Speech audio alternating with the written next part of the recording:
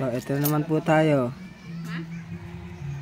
1847, Maribades. Bagong sisid lang yan. Hindi kasi natin pwedeng sabihin kung saan tayo nanisid. Pero ang pwede natin sabihin, galing yan sa ilog.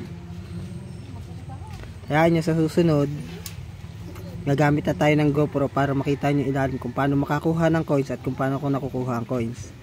Ganyan mga nakukuha ko sa ilalim. Iyan. At saka ito pa. Ang dami yan.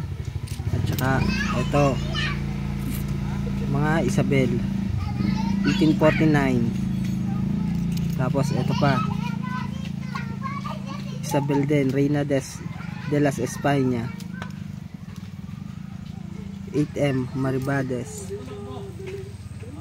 Tapos ito pa. Isabel. Tapos ito Isabel pa. Tsaka ito Isabel din siya. Medyo tanas. Tapos ito tanas na rin. Ganyan kadami nakuha ko ngayong buong araw sa paninisid. Ayan pa. 1928 United States of America 1 centavo. Tapos ito 5 centavo naman. Philippines United States of America 1818. Tapos United States ulit.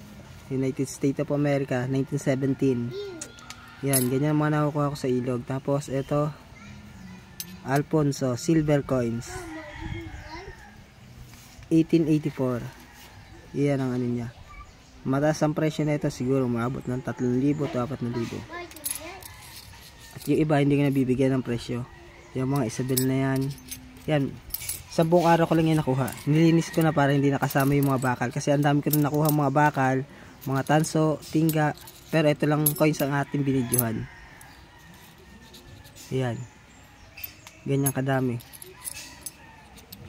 Pagpapares-paresin natin yung itsura. Yan ang mga likod niya. Yan ang mga likod. Ayan.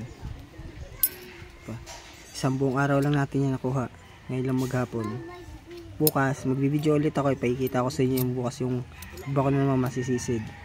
Isang buong araw lang yan. At yung gustong mga bumili sa akin ng mga coins, yan nyo PM nyo lang ako sa aking Facebook. Lalagay ako ng Facebook sa baba at doon nyo ako i-PM kung magkano ang presyo ng pinibenta kong coins. So, ito na lang po. Maraming salamat po.